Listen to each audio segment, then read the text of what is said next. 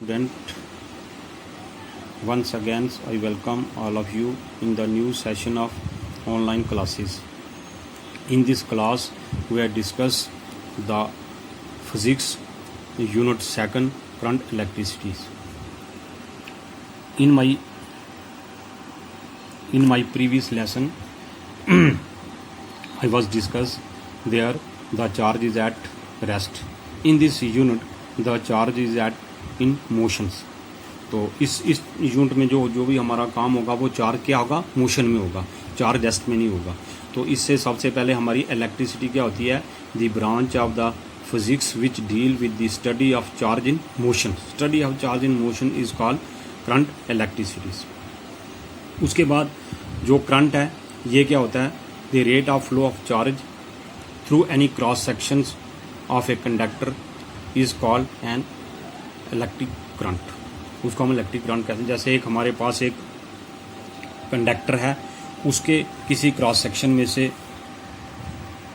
जो rate of flow होगा charge का एट एनी टाइम के हिसाब से, जैसे ये हमारे पास एक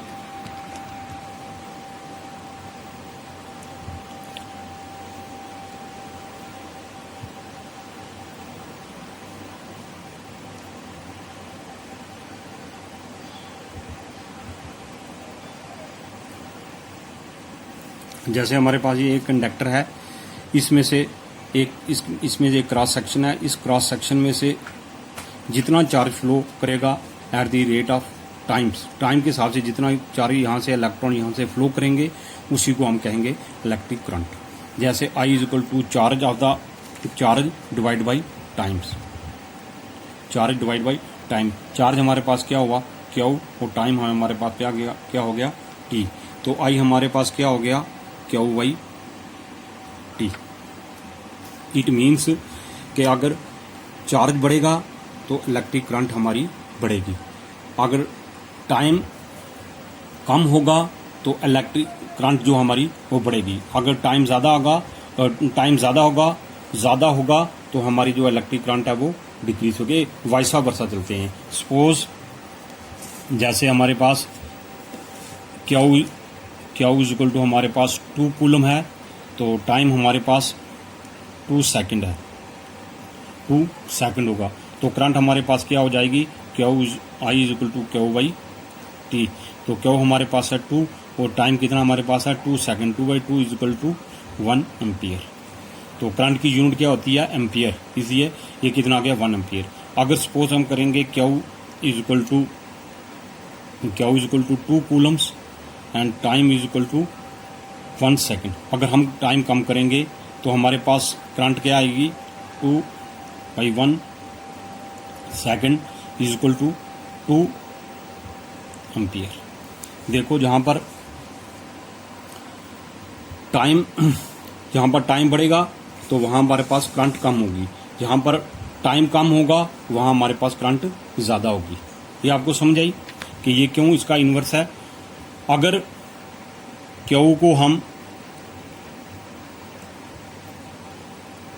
को अगर हम 2 कूलम या 4 कूलम पे रखेंगे तो टाइम को 2 सेकंड पे रखेंगे तो हमारे पास करंट भी क्या आ जाएगा 4 by 2 is equal to 2 ampere. अगर हम Q को 6 कूलम करेंगे तो टाइम हमारे पास 2 सेकंड ही रहेगा, टाइम जो हमारे पास सेम रहेगा. तो तब हमारे पास क्या आ जाएगा 6 by 2 is equal to 3 ampere. देखो यहाँ पर टाइम कम था तो हमारे पास एम्पियर क्या आया 2 एम्पियर आया, कम आया. करंट हमारे पास कम आया. अगर हमारे पास चार्ज ज़्यादा है, टाइम उतना ही है, तो हमारे पास करंट क्या आ गया I is equal to 3 ampere आ गया. इसका क्या मतलब है कि जब करंट और चार्ज ये क्या है डायरेक्टली प्रोपोर्शनल है एक दूसरे के, और करंट और टाइम क्या है इन्वर्सली प्रोपोर्शनल है. इट मीन्स अगर चार्ज बढ़ेगा तो करंट भी बढ़ेगा, चार्ज डिक्रीज होगा तो करंट भी डिक्रीज होगा. तो यहाँ पर इन्वर्सली प्रोपोर्शन का क्या मतलब हुआ कि अगर टाइम इंक्रीज होगा तो करंट हमारा डिक्रीज होगा. अगर टाइम डिक्रीज होगा तो करंट हमारा इंक्रीज होगा। ये वाइसा वर्सा है आपस में, ठीक है। और इसके बाद जो करंट है इसको हम बोलते हैं ये स्केलर क्वांटिटी है। करंट क्या है? ये स्केलर क्वांटिटी है। क्यों स्केलर क्वांटिटी है? क्योंकि करंट में मैग्नीट्यूड भी है और डायरेक्शन भी है। तो करंट में बस जो करंट है इसको हम पहले देखते हैं कि ये क्या है, स्केलर क्वांटिटी है कि वेक्टर क्वांटिटी है कि ये टेंसर है। ऐसे हम जब इसको हम थॉरोली देखते हैं तो हमें ये लगता है कि ये वेक्टर क्वांटिटी है। क्यों वेक्टर क्वांटिटी है? क्योंकि इस पे जो चार्ज है उसकी ये मैग्नीट्यूड वैल्यू है और जो उसकी डायरेक्शन भी होती है। मगर इसके बावजूद ये स्केलर क्वांटिटी है। क्यों स्केलर क्वांटिटी है? कि ये फॉलो नहीं करती vector law of additions. Vector law of addition और या पैरेललोग्राम लॉ ऑफ एडिशन या law triangle law of addition, इसको ये फॉलो नहीं करती। सपोज कैसे? जैसे यहाँ पर ये एक करंट आया इस तरफ से, एक करंट आया इस तरफ से और ये करंट इस तरफ से। यहाँ पर ये करंट आया 2 कूलम्स 2 एम्पियर, यहाँ पर आया ये 3 एम्पियर। तो ये चला गया इस तरफ जाएगा, जो होगा वो 5 एम्पियर होगा। अगर ये वेक्टर क्वांटिटी होती तो ये यहाँ पर ये रूल जो है वो लागू नहीं होता। क्यों? कि जो स्केलर क्वांटिटी है ये 3 + 2 = 5 एम्पियर है। तो इस पे चाहे हम कोई भी एंगल अगर 60 एंगल पे रखेंगे तो ये भी तभी ये 5 आ गया। अगर हम इसको 90 पे रखेंगे, अगर ऐसे ये 90 होगा, ये वाला 90 ये वाला 90, तो ये भी जितना, अगर यहाँ पर 2 कूलम है यहाँ पर 4 कूलम है तो यहाँ पर ये 6 एम्पेयर ही आएगा। अगर ये 2 एम्पेयर है, 4 एम्पेयर यहाँ से करंट जा रहा है तो ये 6 एम्पेयर ही होगा। इसलिए ये इसको हम स्केलर क्वांटिटी बोलते हैं क्योंकि ये वेक्टर रूल को फॉलो नहीं करता। इसके अलावा अगर आपको कोई कई बार ऑब्जेक्टिव आ जाता है कि करंट क्या है बताओ, करंट बताओ क्या है, स्केलर क्वांटिटी है, वेक्टर क्वांटिटी है और टेंसर है। टेंसर स्केलर क्वांटिटी है, वेक्टर क्वांटिटी और टेंसर है। अगर ये 3 आएंगे तो आपने टिक किसको करना है? टेंसर को, ठीक है। अगर स्केलर और वेक्टर दोनों में अगर आपको कोई पूछेगा तो फिर आपने कहना है कि करंट क्या है? ये स्केलर क्वांटिटी है, ठीक है। ये करंट का आपको पता चल गया। और इसके बाद types of direction of current. तो डायरेक्शन ऑफ करंट में जैसे ये हमारे पास एक कंडक्टर है, इसको मैंने एक बैटरी या सेल से मैंने कनेक्ट किया है। तो ये इसका पॉजिटिव टर्मिनल, ये नेगेटिव टर्मिनल, ये पॉजिटिव आया ये नेगेटिव आया। तो इसमें क्या होता है कि जो इलेक्ट्रॉन्स होते हैं वो किस तरफ चलेंगे? वो पॉजिटिव की तरफ चलेंगे, ठीक है। जो इलेक्ट्रॉन होंगे वो पॉजिटिव की तरफ चलेंगे और वहाँ पर पहुँचेंगे। और जो इलेक्ट्रॉन प्रोटॉन जो होंगे वो हमारी तरफ, जो पॉजिटिव होंगे प्रोटॉन होंगे वो हमारे नेगेटिव तरफ आएंगे। जैसे इसकी इलेक्ट्रिक फील्ड किस तरफ से होती है? इलेक्ट्रिक फील्ड होती है positive to negative. Electric field हमारी किस तरफ होती है? Positive to negative. इसलिए हम कहते हैं the direction of the current is taken as the direction of the flow of the positive charge in a connector. Flow of the positive charge किस तरफ फ्लो करते हैं? वो पॉजिटिव टू नेगेटिव तरफ चलते हैं। तो इसी करंट को, इसी डायरेक्शन को हम कहेंगे कन्वेंशनल करंट या कन्वेंशनल डायरेक्शंस। क्यों? As there is also a free electron in the conductor so that the electric current flow in the direction opposite. जो इलेक्ट्रॉन होते हैं उसकी डायरेक्शन कौन सी है? Opposite to the direction of the conventional current. जो हमारी कन्वेंशनल करंट होती है उसके अपोजिट तरफ जो इलेक्ट्रॉन की डायरेक्शन होती है। अगर आपने इसकी डेफिनेशन लिखनी है तो कैसे लिखेंगे? Direction of the current, the direction of the current is taken as the direction of the flow of the positive charge in the conductor. तो डायरेक्शन कहाँ किस तरफ होगी? जिस तरफ पॉजिटिव चार्ज फ्लो करेंगे इन द कंडक्टर।